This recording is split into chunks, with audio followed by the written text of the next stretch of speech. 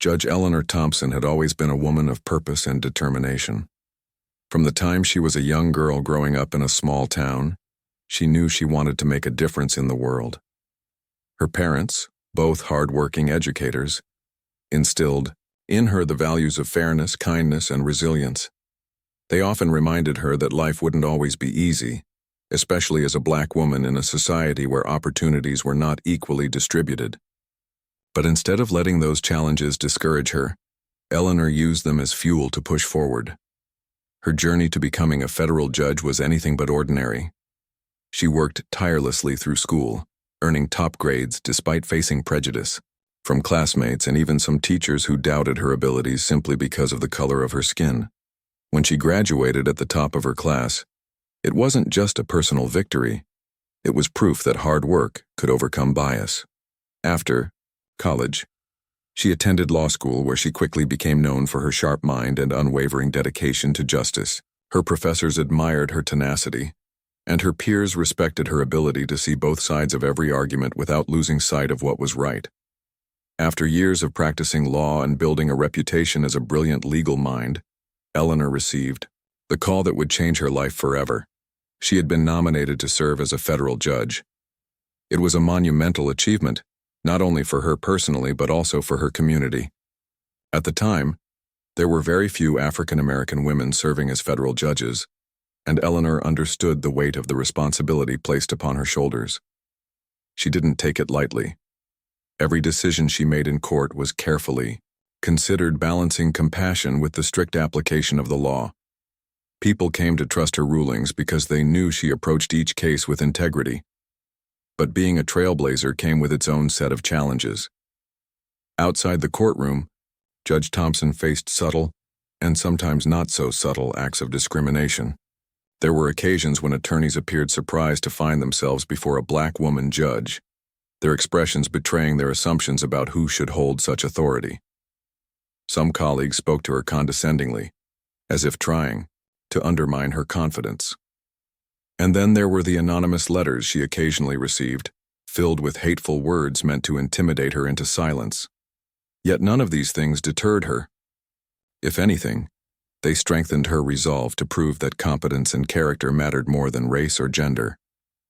Despite these hurdles, Judge Thompson found joy in her work. She loved hearing people's stories, no matter how difficult or complex they might be. To her, every case represented an opportunity to ensure that justice was served fairly. Whether it involved a dispute between neighbors, a corporate lawsuit, or a matter of civil rights, she listened intently, asking thoughtful questions and encouraging everyone present to express themselves fully. Many people left her courtroom, feeling like they'd truly been heard, regardless of whether the ruling went in their favor. Beyond her professional achievements, Judge Thompson was deeply connected to her community. She volunteered at local schools, mentoring students interested in pursuing careers in law. She gave talks at community centers, sharing her experiences and encouraging young people to believe in themselves and their potential. Her presence inspired hope in those around her, proving that success was possible even in the face of adversity. Still, Judge Thompson was human, and there were moments when the weight of her responsibilities felt overwhelming. Late at night, after long days in court, she would sit alone in her study, reflecting on the state of the world. While she had achieved so much, she couldn't help but notice how far society still had to go. Racism persisted in countless forms, often hidden beneath polite smiles or buried in institutional policies. Discrimination lurked in places where people least expected it, in boardrooms, classrooms, and yes, even in law enforcement. These thoughts troubled her, but they also motivated her to keep fighting for a better future. One evening, after presiding over a particularly challenging case involving allegations of racial profiling by police officers, Judge Thompson decided to treat herself to dinner at a nearby restaurant. The day had been emotionally draining and she needed a moment to recharge. Sitting alone at a cozy table, she ordered her favorite meal and allowed herself to relax for the first time in hours. As she ate, she thought about the testimony she had heard earlier that day, the pain in the plaintiff's voice, the frustration of the defense attorney, and the delicate balance she had to strike in rendering a fair verdict. It was a reminder of how complicated and nuanced justice could be. Little did Judge Thompson know that this peaceful interlude would soon be shattered. What happened next would test her strength, challenge her faith in the system she served, and ultimately force her to confront the harsh realities of racism in ways she never imagined. But for now, as she finished her meal and prepared to head home, she remained focused on the belief that good could triumph over evil, if only people were willing to stand up and demand it. As Judge Eleanor Thompson left the restaurant that evening, she felt a sense of calm wash over her. The cool night air was refreshing after hours spent indoors, and she took a deep breath, savoring the quiet moment. Her car was parked just a few blocks away, tucked into a well-lit spot near the corner of the street. She walked briskly, her heels clicking softly against the pavement, her mind still replaying snippets of the day's events. It had been a long day, but she was looking forward to getting home, changing into something comfortable, and perhaps reading a book before bed. The neighborhood around her was peaceful. Streetlights cast warm pools of light onto the sidewalks, and the occasional car passed by without much noise. It was the kind of area where people strolled their dogs in the evenings or sat on their porches chatting with neighbors. Judge Thompson lived nearby, so this route was familiar to her. She had walked it dozens of times before, always feeling safe and secure. But tonight something felt different, though she couldn't quite put her finger on what it was. As she approached her car, Judge Thompson fished her keys out of her purse, humming softly to herself. She unlocked the door and slid into the driver's seat, placing her bag carefully on the passenger side. She started the engine, letting it idle for a moment as she adjusted the rearview mirror and fastened her seatbelt. Everything seemed normal. Yet, just as she shifted the car into gear, she noticed flashing red and blue lights reflecting off the buildings behind her. Her heart skipped a beat. Confused, Judge Thompson glanced at her speedometer. She hadn't even moved yet. How could she possibly be speeding? Still, she pulled over immediately, turning off the engine and rolling down her window. Her hands rested lightly on the steering wheel as she waited for the officer to approach. The sight of the police cruiser made her uneasy, though she tried to push the feeling aside. Maybe there was some misunderstanding, she thought. Perhaps they were responding to another incident nearby and needed to check vehicles in the area. Whatever the reason, she resolved to remain calm and cooperative. A minute passed, then two. The officers didn't exit their vehicle right away, and Judge Thompson found herself growing increasingly anxious. Why weren't they approaching? Was something wrong? She looked in her rearview mirror, watching as the flashing lights continued to illuminate the darkened street. Finally, two figures emerged from the cruiser, one tall and broad-shouldered, the other slightly shorter but equally imposing. They wore standard uniforms, their badges gleaming under the glow of the streetlights. As they approached her car, Judge Thompson rolled her window down further, preparing to greet them politely. "Good evening, officers," she said, her voice steady despite the knot forming in her stomach. "Is everything all right?" Neither officer responded immediately. Instead, they peered into her car, their expressions unreadable. One of them shone a flashlight directly into her face, forcing her to squint against the brightness. The beam lingered longer than necessary, making her feel exposed and uncomfortable. When the taller officer finally spoke, his tone was sharp and dismissive. "What are you doing in this neighborhood?" he demanded, ignoring her question entirely. Judge Thompson blinked, caught off guard by the abruptness of his words. "I live here," she replied calmly, gesturing toward the row of houses a short distance away. "This is my community." The shorter officer scoffed audibly, exchanging a glance with his partner. "Your community?" he echoed mockingly. "You sure about that?" His comment sent a chill running down Judge Thompson's spine. She knew exactly what he meant. The implication that someone like her didn't belong in a nice neighborhood like this one. For a brief moment, anger flared within her, but she forced herself to stay composed. Losing her temper wouldn't help. She needed to handle this situation rationally. "Yes, I'm sure," she said firmly. "I've lived here for years. If you'd like, I can show you proof of residence." The taller officer leaned closer, his face inches from hers. His breath smelled faintly of coffee, and his eyes narrowed suspiciously. "Proof?" he repeated, his tone dripping with skepticism. "Let's see it then." Without hesitation, Judge Thompson reached into her purse and pulled out her wallet. She retrieved her government-issued identification card, which clearly displayed her name, photo, and title, Federal Judge. Handing it to the officer, she watched as he examined it closely, his expression shifting from suspicion to disbelief. "A judge?" he muttered, almost to himself. Then, sneering, he added, "Yeah, right, like we're supposed to believe that." Judge Thompson's jaw tightened. She wasn't accustomed to having her credentials questioned, especially not in such a disrespectful manner. "It's true," she said evenly. "I serve as a federal judge in this district.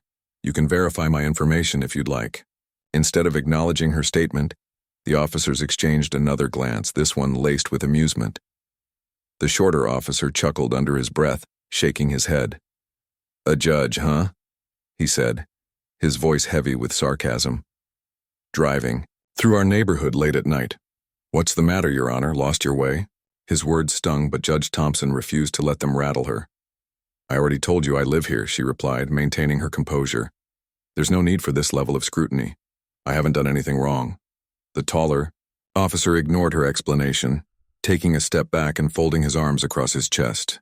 "We'll be the ones to decide what's wrong or not," he said coldly. "Now step out of the vehicle." Shock rippled through Judge Thompson. This was escalating far beyond a routine traffic stop, or whatever this was supposed to be. She hesitated, unsure whether complying would make matters worse. But knowing that arguing might only provoke them further, she unbuckled her seatbelt and opened the car door cautiously. "May I ask why I'm being asked to leave my vehicle?" she inquired, keeping her tone measured. Neither officer answered. Instead, they moved closer, their body language aggressive and intimidating. The taller one grabbed her arm roughly, pulling her out of the car while the other stood nearby, his hand resting conspicuously on the grip of his holstered weapon.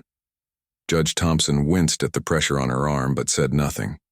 She reminded herself to stay calm, to document everything mentally so she could report this later. For several tense moments, the officers loomed over her, peppering her with questions that had nothing to do with traffic violations or safety concerns. They asked where she worked, how long she'd lived in the neighborhood, and even who her friends were. Their line of questioning felt invasive and unnecessary, designed more to intimidate than to gather information.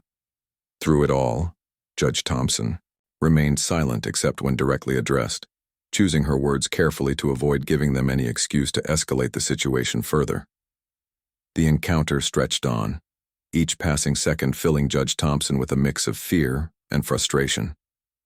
She couldn't shake the feeling that this wasn't about enforcing the law. It was about power. These men weren't interested in protecting or serving. They were asserting dominance, using their authority to demean and humiliate her simply because of who she was. And though she had faced discrimination before, this experience felt uniquely degrading. But even as doubt and anger swirled inside her, Judge Thompson held on to one unshakable truth. She was innocent, and she deserved respect. No amount of hostility could change that fact. As the officers continued their relentless barrage of questions, she vowed silently to hold them accountable, not just for her sake, but for everyone else who might find themselves in a similar situation someday. As the minutes dragged on, Judge Eleanor Thompson stood beside her car, feeling more and more like a prisoner in her own neighborhood. The two officers continued to question her, their voices growing louder and harsher with each passing moment. Their demeanor had shifted from suspicion to outright hostility, and it was clear they weren't interested in resolving the situation fairly. Instead, they seemed determined to assert control over her, treating her not as a respected member of the community, or even as someone entitled to basic human decency, but as an outsider who needed to be put in her place. The taller officer, whose nameplate read Officer Grayson, stepped closer, his presence looming over her. He crossed his arms and tilted his head slightly, studying her with an expression that bordered on contempt. "You know," he said, his tone dripping with sarcasm, "you don't really fit in around here." People in this area expect a certain standard. Judge Thompson stiffened at his words. She understood exactly what he meant. His implication that she didn't belong because of the color of her skin. It wasn't subtle. It never was. But hearing such blatant prejudice directed at her still stung deeply. Still, she refused to let him see how much his comments affected her. Taking a slow, steadying breath, she responded calmly, "I've lived here for years. I pay my taxes. I contribute to this community, and I'm proud to call it home. If there's a problem, perhaps you should explain it clearly instead of making vague accusations." Her composed response only seemed to irritate Officer Grayson further.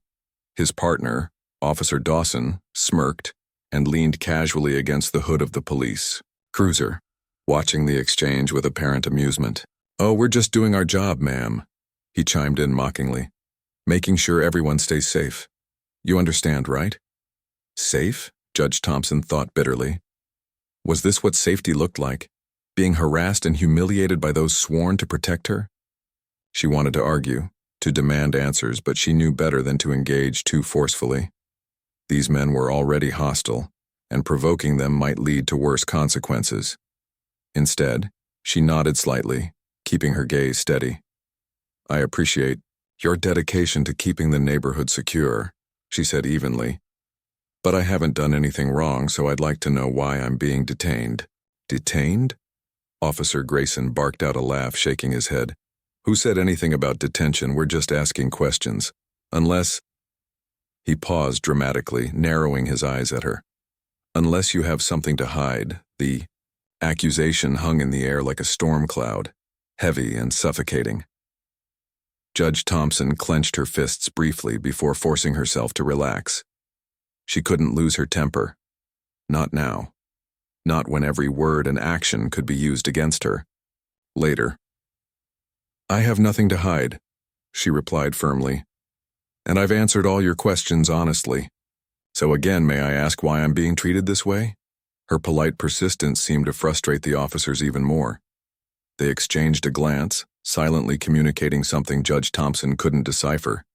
Then, without warning, Officer Grayson reached for his handcuffs. Her heart leapt into her throat as she instinctively took a step back, raising her hands defensively. "What are you doing?" she demanded, her voice rising despite her efforts to stay calm. "Just a precaution," Officer Grayson muttered, grabbing her wrist and twisting it behind her back. Pain shot through her arm as he snapped one cuff into place, then the other. "Don't make this harder than it has to be." Judge Thompson gasped, both from the physical discomfort and the shock of what was happening. Handcuffed? For no reason? This couldn't be real. Yet the cold metal digging into her wrists told her otherwise. Her mind raced, trying to process the absurdity of the situation. How could this happen? How could two officers, entrusted with upholding the law, treat her, a federal judge, with such blatant disregard for justice? "You can't do this," she protested, her voice trembling slightly. "I haven't committed any crime. This is unlawful." Officer Dawson chuckled darkly, stepping forward to pat her down unnecessarily. "We'll decide what's lawful or not," he sneered. "For now, you're coming with us." The humiliation burned hotter than the pain in her wrists. Passers-by had begun to notice the commotion, stopping to watch as Judge Thompson was led toward the police cruiser. Some stared in disbelief, while others whispered among themselves. A few neighbors recognized her and called out hesitantly, asking if she was okay. She wanted to tell them everything, to explain that this was all a mistake. But the officers silenced her with sharp commands to shut up and get in the car. Once inside the squad car, Judge Thompson felt trapped. The space was cramped and smelled faintly of sweat and stale coffee. She sat rigidly, her cuffed hands resting awkwardly in her lap, her mind racing with questions. What would happen next? Would anyone believe her side of the story? And most importantly, how could she prove that this entire ordeal was rooted in racism and abuse of power? Time seemed to stretch endlessly as the officers returned to her car, rummaging through its contents under the guise of conducting a routine search. Judge Thompson watched helplessly through the rear window as they opened her glove compartment, rifled through her purse and inspected items that had absolutely no relevance to whatever pretext they were using to justify this stop. Every item they touched felt like another violation, an invasion of her privacy and dignity. After what felt like hours, but was likely only 20 minutes, the officers finally climbed back into the cruiser. Officer Grayson started the engine, glancing at her in the rearview mirror with an unreadable expression. "All right, Your Honor," he said mockingly, emphasizing her title in a way that made it sound like an insult. "Let's take a little ride." "To where?" Judge Thompson asked, her voice tight with anxiety. "The station," Officer Dawson replied casually, turning to face her. "We need to verify your identity and run some checks. Standard procedure." Standard procedure? Judge Thompson wanted to scream. There was nothing standard about this. This wasn't about verifying her identity or ensuring public safety. It was about intimidation. About sending a message that no matter how high she rose in life, she would always be seen as less than in the eyes of people like them. As the cruiser pulled away from the curb, Judge Thompson forced herself to focus. Panicking wouldn't help. She needed to think strategically, to document every detail so she could fight back later. She replayed the events in her mind, the dismissive tone, the unnecessary use of handcuffs, the invasive search of her car. Each moment was etched into her memory, a piece of evidence she could use to hold these men accountable. But for now, she was powerless. Trapped in the back of a police car, humiliated and frightened, she could do nothing but wait. Wait for the ride to end. Wait for the interrogation to begin. Wait for the chance to reclaim her dignity and prove that no one, not even those sworn to uphold the law, was above accountability. Though tears pricked at the corners of her eyes, Judge Thompson refused to let them fall. She wouldn't give the officers the satisfaction of seeing her break. Instead, she straightened her posture, lifted her chin, and stared resolutely out the window. Whatever came next, she vowed to face it with courage, because she knew one thing. For certain, this wasn't just her fight. It was a fight for everyone who had ever been mistreated, marginalized, or dismissed simply because of who they were. And she intended to win. The police cruiser rumbled along the streets, its tires humming against the asphalt as Judge Eleanor Thompson sat silently in the back seat. Her hands were still cuffed behind her back, and though the physical discomfort was significant, it paled in comparison to the storm of emotions raging inside her. Anger, frustration, fear, and disbelief swirled together, creating a maelstrom that threatened to overwhelm her. But she refused to let it show. Instead, she focused on steadying her breathing, keeping her gaze fixed out the window, and mentally cataloging every detail of the situation. As they drove, Judge Thompson's mind raced. She replayed the events leading up to this moment.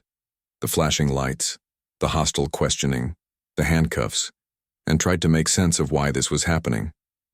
Was it truly about her race? Or was there some other motive at play? Whatever. The reason, one thing was clear. These officers had no legitimate cause to detain her. They weren't following protocol. They were abusing their power. And while the injustice of it all burned like fire in her chest, she knew she couldn't afford to lose control. Not yet. The car eventually pulled into the parking lot of the local police station, a squat brick building surrounded by flickering streetlights. Officer Grayson parked near the entrance, cutting the engine with a sharp jerk of the key. Without a word, he stepped out of the vehicle, followed closely by Officer. After hours of waiting in the cold, sterile environment of the police station, Judge Eleanor Thompson was finally released. The officers had no evidence to justify their actions, no proof of wrongdoing, no valid reason for detaining her, and yet they still tried to save face before letting her go. "Just a routine check," Officer Grayson muttered dismissively as he removed her handcuffs. His tone suggested that she should feel grateful, but Judge Thompson felt anything but. Her wrists were sore, her dignity bruised, and her faith in the system shaken. But she wasn't about to let this incident slide unnoticed. Once outside the station, Judge Thompson took a moment to collect herself. The night air was cool, and she wrapped her arms around herself, partly for warmth and partly to steady her trembling hands. She knew what she had to do next. Document everything, every word spoken, every action taken, every detail of the encounter needed to be recorded while it was still fresh in her mind. This wasn't just about her anymore. It was about holding those officers accountable and shining a light on the systemic issues that allowed such behavior to persist. Back at home, Judge Thompson sat at her kitchen table with a notebook and pen. She began writing furiously, recounting the events of the evening with painstaking precision. She noted the time she left the restaurant, the exact location where she was pulled over, the officers' names, which she had memorized from their nameplates, and every offensive comment or threatening gesture they made. When she finished, she reviewed her notes carefully, ensuring nothing was omitted. Satisfied with the thoroughness of her account, she decided to take the next step. The following morning, Judge Thompson filed a formal complaint with the police department. She included her detailed statement along with copies of her credentials, emphasizing that her treatment was not only unjustified, but also discriminatory. However, she didn't stop there. Knowing that internal investigations often lacked transparency, she reached out to trusted colleagues in the legal community for advice. One friend suggested sharing her story publicly, not just through official channels but also through social media and news outlets, to ensure accountability. At first, Judge Thompson hesitated. Going public meant exposing herself to scrutiny and potential backlash. It also meant reliving the humiliation of that night over and over again. But then she thought about all the others who might have faced similar treatment but remained silent because they lacked the resources or platform to fight back. If speaking up could prevent even one person from enduring what she had gone through, it would be worth it. With that resolve, Judge Thompson shared the video she had discreetly recorded during the traffic stop. In the clip, the officers' hostility was undeniable. Their dismissive tone, their refusal to acknowledge her authority, and their thinly veiled racist remarks. She posted it online alongside a written statement explaining the context of the incident and calling for justice. Within hours, the video went viral, sparking outrage across the country. People were shocked, not only by the blatant racism displayed by the officers, but also by the fact that their victim was a respected federal judge. Social media erupted, with hashtags like #Justice for Judge Thompson and No Accountability Now, amplifying her call for reform. News networks picked up the story, airing segments that highlighted the systemic nature of racial profiling within law enforcement. Protesters gathered outside the police station, holding signs that read, "No justice, no peace," and demanding answers from local officials. For Judge Thompson, seeing the overwhelming support was both heartening and humbling. Messages poured in from strangers thanking her for her bravery and sharing their own stories of mistreatment by police. Many expressed admiration for her decision to speak out, recognizing how difficult it must have been to put herself in the spotlight after such a traumatic experience. Among the messages were also words of encouragement from fellow judges, lawyers, and civil rights activists who pledged to stand beside her in the fight for change. But not everyone reacted positively. Some critics dismissed her claims, accusing her of exaggerating the situation or seeking attention. A few even suggested that if she hadn't provoked the officers, none of this would have happened. A classic example of victim blaming that only fueled the broader conversation about systemic bias. Judge Thompson refused to engage with these detractors, focusing instead on the voices of support and the growing movement for accountability. Meanwhile, the pressure mounted on local authorities to take action. The police chief issued a vague statement promising an investigation, but many saw it as too little, too late. Community leaders organized town hall meetings to discuss police misconduct and propose reforms, inviting Judge Thompson to speak. Though still processing the emotional toll of the incident, she accepted the invitation, knowing it was an opportunity to drive meaningful change. Standing before a packed auditorium, Judge Thompson addressed the crowd with quiet strength. "What happened to me is not unique," she said, her voice steady despite the weight of her words. "It is a reflection of a much larger problem, one that affects countless individuals every single day. I am fortunate to have the means and the platform to demand justice, but we must remember that so many others do not. That is why we cannot remain silent." Her speech resonated deeply with the audience, earning thunderous applause. People left. The event inspired to take action, whether by joining advocacy groups, contacting elected representatives, or simply having conversations with friends and family about racism and privilege. For the first time in years, it felt like real progress might be possible. Behind the scenes, Judge Thompson worked tirelessly to keep the momentum going. She collaborated with civil rights organizations to draft policy proposals aimed at increasing transparency and accountability within law enforcement. These included measures like mandatory body cameras, independent oversight committees, and stricter consequences for officers found guilty of misconduct. She testified before city councils and state legislatures, using her experience to highlight the urgent need for reform. As weeks turned into months, the impact of Judge Thompson's courage became undeniable. The 2 officers involved in her case were placed on administrative leave pending an internal investigation. Records revealed a troubling pattern of complaints against them, including allegations of racial profiling and excessive force. Many of these complaints had been ignored or swept under the rug, underscoring the systemic failures that allowed such behavior to continue unchecked. Public outrage reached a fever pitch when leaked documents showed that higher-ups within the police department had knowingly protected problematic officers rather than addressing their misconduct. Calls for resignations grew louder, and protests intensified.